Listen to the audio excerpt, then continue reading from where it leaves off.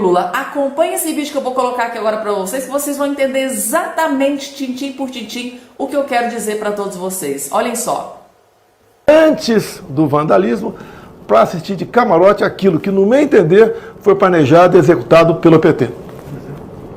A Embaixada de Israel está organizando uma sessão para mostrar aos parlamentares e aos líderes políticos as atrocidades cometidas pelo Hamas. O senhor chegou a ver algumas dessas imagens já?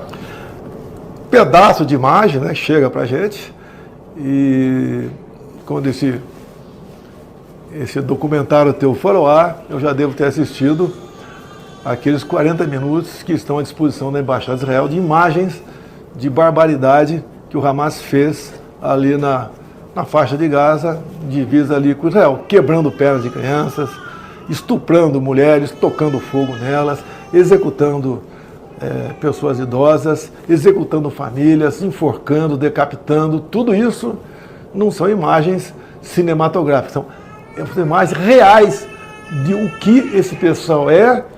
E eu quero que todo mundo no Brasil, em especial deputados e senadores, quando for votar qualquer proposta desse atual governo PT Lula, lembre-se dessas imagens e conscientize se dá para fazer algum acordo com o PT para dar sustentação ao seu governo. E eu lamento que alguns partidos, bem mais à direita, cuja maioria foi eleita ou reeleita o ano passado, usando as cores verde e amarela, falando inclusive, aleluia, hoje apoio esse governo que não tem qualquer carinho ou questão humanitária com cidadãos no mundo todo. O PT sempre acusou o senhor de ser contra as mulheres. No entanto, o senhor relembrou aqui, um dos vídeos que tem viralizado são de mulheres que foram sequestradas numa festa eletrônica em Israel e incendiadas vivas. No entanto, praticamente ninguém da bancada de esquerda, ou melhor, ninguém da bancada de esquerda defendeu ou lembrou dessas mulheres incendiadas vivas em Israel. Por que o senhor acha que essa bancada feminina na Câmara dos Deputados, dominada pela esquerda, não faz a defesa das mulheres nesse tipo de situação? Faz a defesa apenas da boca para fora.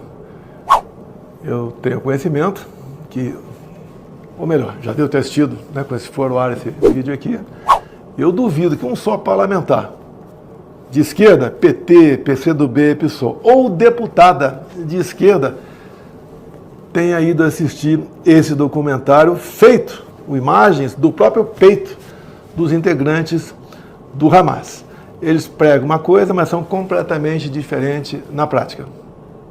Presidente, então a saideira, se o senhor quiser deixar um recado para a população, né, para a comunidade judaica, não só do Brasil, mas também para os israelenses, as pessoas que você conhece que estão por lá, né, embaixador Yossi Shelley, que está sempre ao lado do Benjamin Netanyahu, enfim, se puder dar um recado para eles, uma mensagem aqui do Brasil, dizer o sentimento do senhor enquanto brasileiro para com essas atrocidades que o Hamas cometeu contra Israel. Primeiramente, minha solidariedade ao povo de Israel, aos judeus do mundo todo. E quero que você, brasileiro, não pense o que está acontecendo lá fora não pode um dia acontecer no seu país. O Brasil é um país fantástico, com riquezas de todas as ordens. E, obviamente, há um interesse externo em cima do nosso Brasil. Se prepare. Vote com consciência quando tivermos eleições, obviamente. Vamos lutar para continuar lutando para que tenhamos mais transparência nas eleições e mais segurança acima de tudo. E vamos nos preparar, de modo que não venhamos sentir o que o povo israelense sente no momento.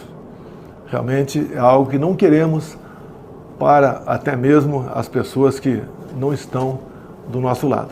Filhos.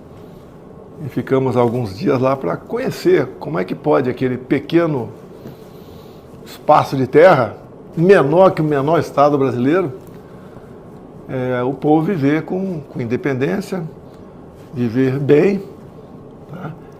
Com tecnologia, com informação, uma indústria realmente de nos fazer inveja, sem uma gota de petróleo e basicamente sem água potável também.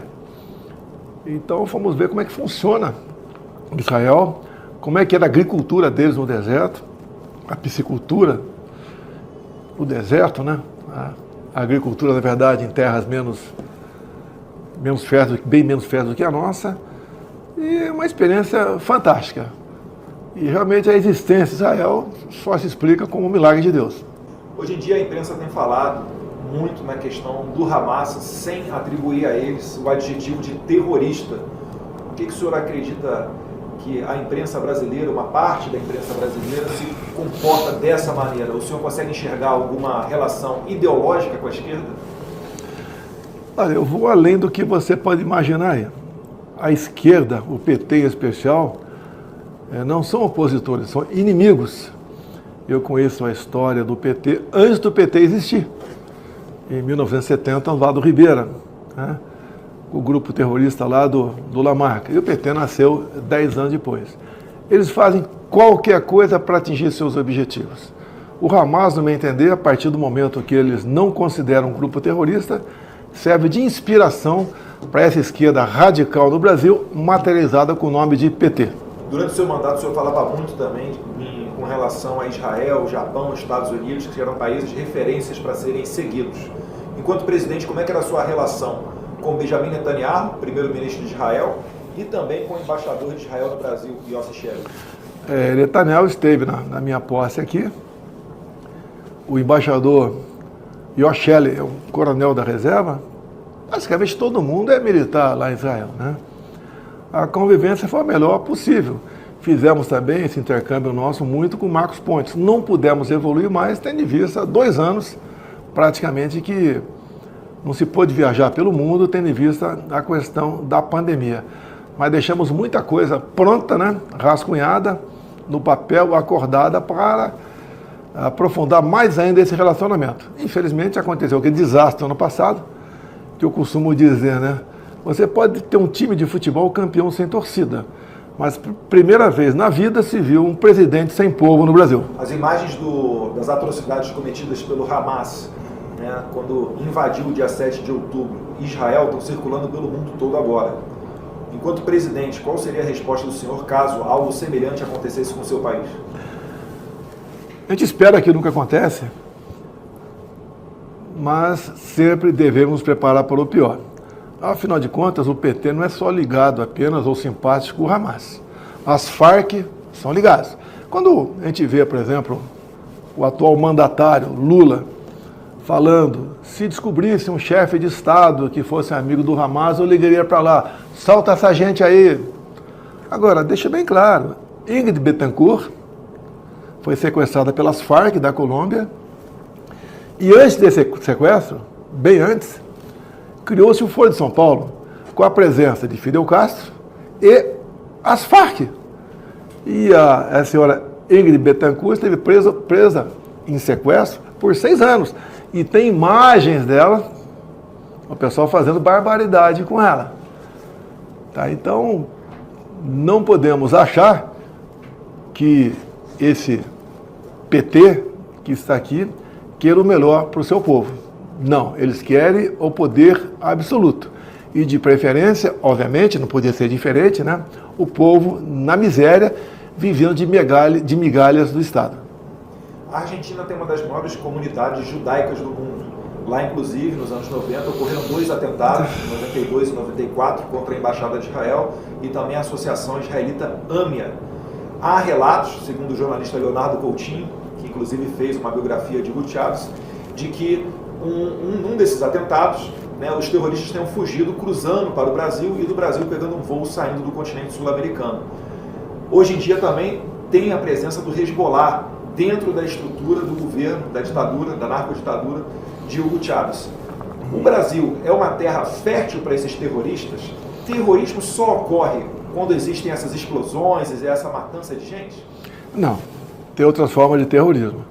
Você pode ver, ao longo de 4 anos, o MST, que eu considero um grupo terrorista, esteve adormecido. Em parte porque nós titulamos terras, para mais de 400 mil pessoas, conseguimos fazer que o campo se armasse. Mas você vê, foi só o TSE anunciar o resultado das eleições, o MST voltou com toda a carga, levando o terror ao campo. Somado ainda com o fato do fim ou melhor, com um novo marco temporal, que estava pacificada essa questão indígena. Então, o que a gente entende aqui? É que a esquerda se une ao que há de pior no mundo e fabrica também pessoas desse tipo aqui dentro, através das escolas dos sem terrinhas, por exemplo, para que eles não saiam mais do poder.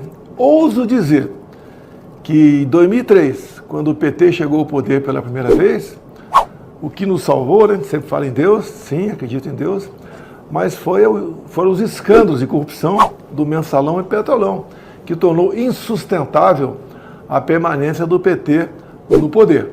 E eles agora, voltando, sabe-se lá como, eles farão de tudo para não deixar mais o poder. E, lamentavelmente, a gente vê colegas parlamentares achando que pode fazer acordo com o PT, votando coisas, estratégias para o nosso país, como, por exemplo, a questão da reforma tributária. Eles conseguindo esses objetivos, como, por exemplo, a reforma tributária, um dos objetivos dela é empobrecer todo mundo, é atacar quem tem recurso, com falso discurso que os mais pobres serão favorecidos. Então, o terrorismo se faz de qualquer maneira e o objetivo final deles é o poder absoluto que sempre esteve na mira do PT. E seu grande idealizador é um cara conhecido como Daniel por aí. Muitos analistas geopolíticos dão conta de que Foz do Iguaçu, na tríplice fronteira entre Argentina, Paraguai e Brasil, é um dos locais hoje mais vigiados do mundo por conta de atividades terroristas. O Brasil é um terreno fértil para lavagem de capitais ou mesmo para abrigo desses criminosos internacionais? Olha, Hugo Carvajal, que foi preso na Espanha, já foi extraditado para os Estados Unidos. Ele falou que ao longo de 10 anos, via malas diplomáticas, dinheiro da PDVSA, que é a petrolífera venezuelana, e do narcotráfico, abasteceu liderança de esquerda por vários países do mundo. Lideranças essas, ele cita nomes, né? No Brasil, na Argentina, na própria Espanha, entre outros países. Então, o narcotráfico é um dos sustentáculos econômicos da esquerda. E a lavagem de dinheiro, obviamente, se faz presente nesses países também. Quando o Brasil, lá atrás, no governo do PT, enviava recursos, por exemplo, para a Venezuela, para fazer o metrô de Caracas, parte desse dinheiro retornava para cá com toda a certeza. Agora, tem uma passagem do livro de Pepe Mujica, Uma Ovelha Negra do Poder, que em 2 páginas apenas você vê o que é a esquerda aqui na América do Sul. Conta Pepe Mujica que eles queriam que a Venezuela entrasse no Mercosul, mas tinham que afastar o Paraguai da mesa de negociação, porque só por unanimidade você poderia botar um outro país lá dentro. E a presidente da época, Dilma Rousseff, como ela não podia viajar, e nem o Pepe Mujica vir para o Brasil, veio um preposto de Pepe Mujica para o Brasil. E naquela mesa circular da presidência começaram as negociações. E esse preposto anunciava. Em dado momento, a Dilma falou, segundo Pepe Mujica, rasgue isso. Essa reunião não existiu. Bem, e daí ela entregou documentos, papéis, degravações telefônicas, fitas, para levar, para que esse preposto levasse a Pepe Mujica e pudesse, então, se convencendo, afastar o Paraguai dessa mesa do Mercosul. E detalhe, segundo o Pepe Mujica, ele diz que todo esse material secreto de inteligência colhida foi colhida junto às inteligências cubana, venezuelana e a própria ABIN brasileira. Eu acho que aqui está dada uma explicação que eles não estão para brincadeira e não é de hoje. Estão aparelhando por demais todas as instituições brasileiras e nós temos essa preocupação. Agora, quem é que pode realmente botar um freio nisso? É o Senado Federal, é o Parlamento brasileiro como um todo. Melhorou a relação à legislatura? Sim, melhorou, mas no meu entender, ainda falta um pouco para o pessoal se conscientizar do risco que todos nós estamos correndo. Não só de empobrecer todo o povo brasileiro, bem como perdemos aquilo que é de mais sagrado, que é a nossa liberdade. Muito se fala também que Lula, na verdade, a política internacional dele não é pautada pelo Itamaraty, mas sim pelo seu assessor especial para assuntos internacionais, né, senhor Celso Amorim. Celso Amorim chegou a prefaciar um livro pró-Hamas. Uma pessoa como Celso Amorim faria parte do seu governo? A pergunta não merece a resposta, com todo respeito ao entrevistador. Jamais. Quando, por exemplo, a Bolívia expropriou 2 refinarias nossas, o Celso Amorim, eu não sei se estava na defesa ou lá no Itamaraty, mas ele foi favorável. E falou mais. Disse que o Brasil estava tendo um comportamento imperialista, a exemplo do americano. E aquela refinaria, aquele petróleo, aquele gás, eram deles. Foi uma expropriação? Sim, né?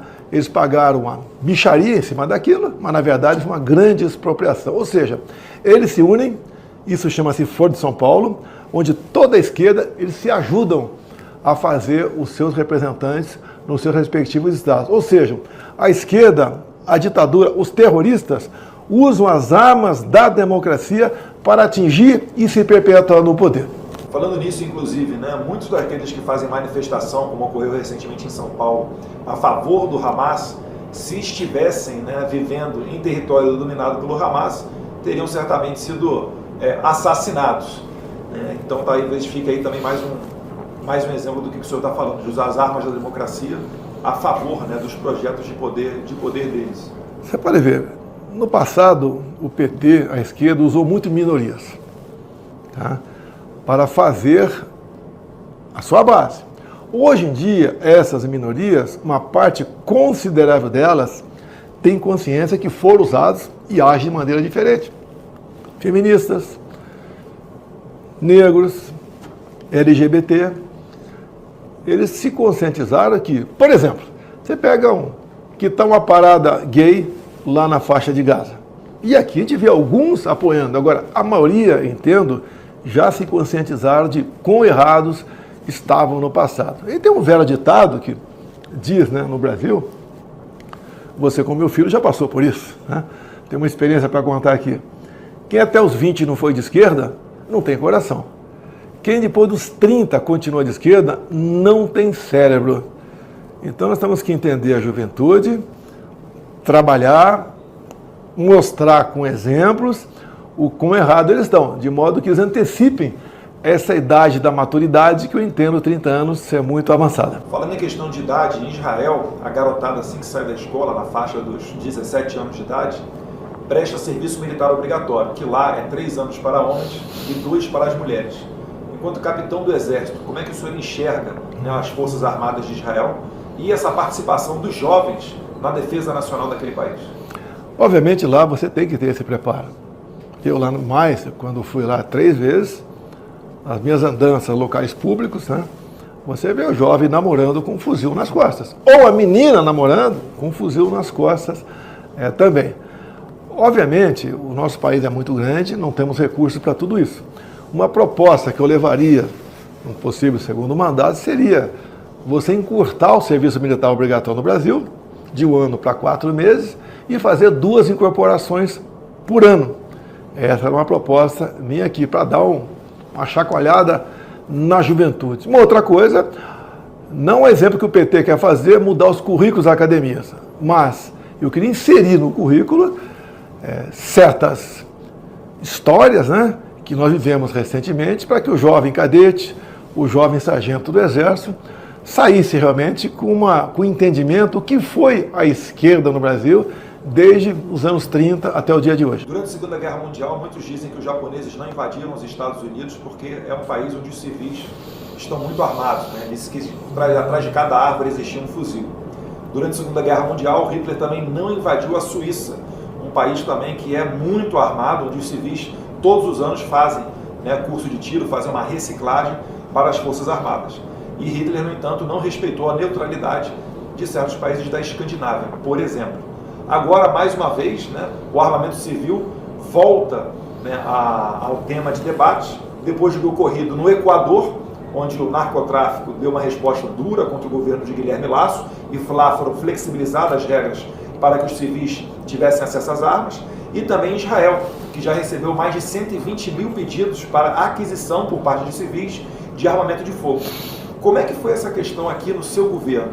E o que o senhor entende que o armamento de fogo na mão da população de bem é saudável? Eu sempre falei que povo armado jamais será escravizado. Relatos que eu tenho de Israel, eu acho que não estou equivocado, os locais onde o Hamas entrou agora era a região onde a população mais jovem, os kibbutz mais jovens, eles achavam que estavam plenamente protegidos pela força de Israel e não se preocupavam com o armamento individual.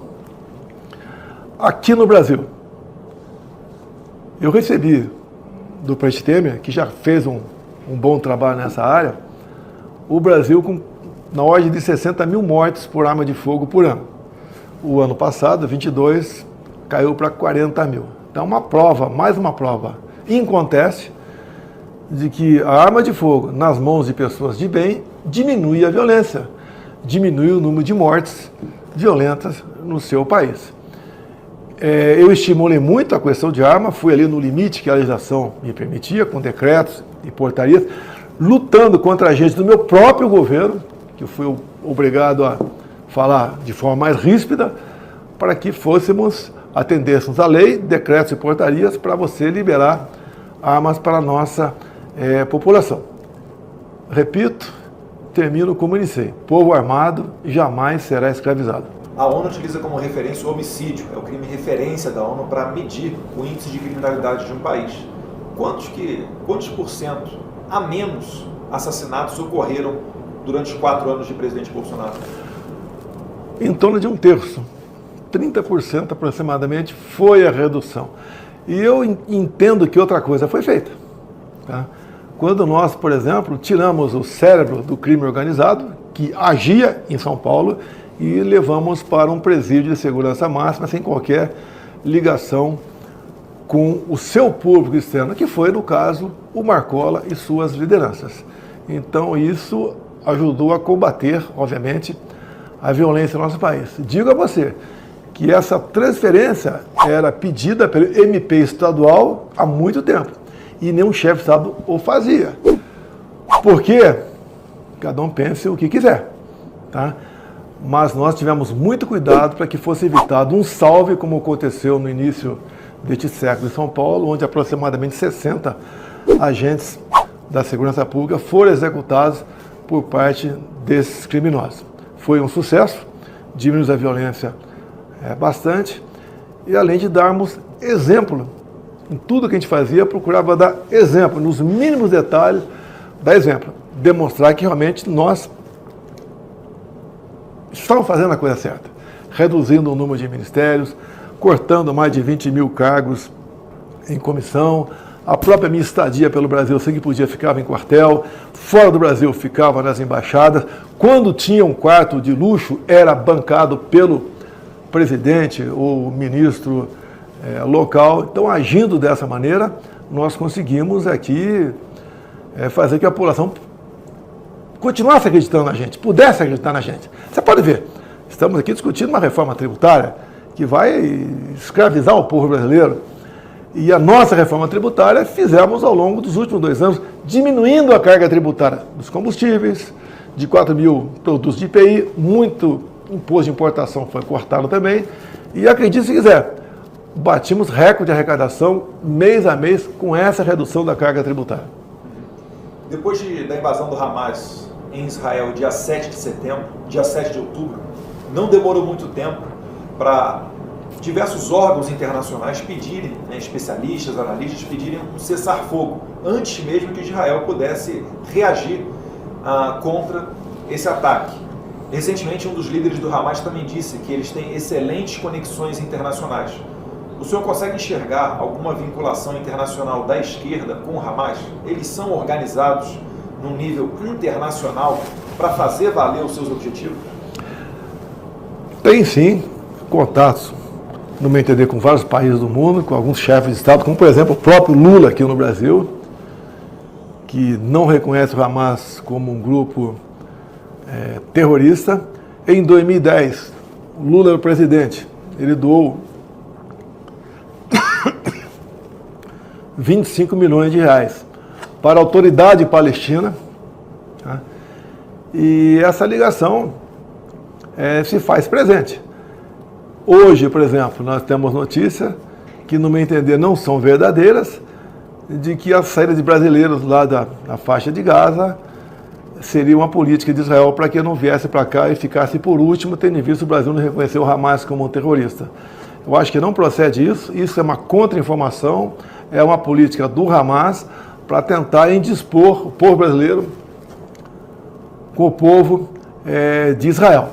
Agora, temos informes, não temos garantia nisso também, de que o governo brasileiro estaria, deixo bem claro, não estou afirmando, e nessa vinda desse brasileiro para cá, trazer alguma liderança do Hamas para cá, tendo em vista a situação que eles se encontram lá de caça. E eu espero que Israel atinja seu objetivo. Eles têm o direito de se defender e, mais do que isso, ir atrás dos terroristas que barbarizaram judeus ali na região da faixa de Gaza. Encaminhando aqui para o final, para as duas últimas perguntas, presidente.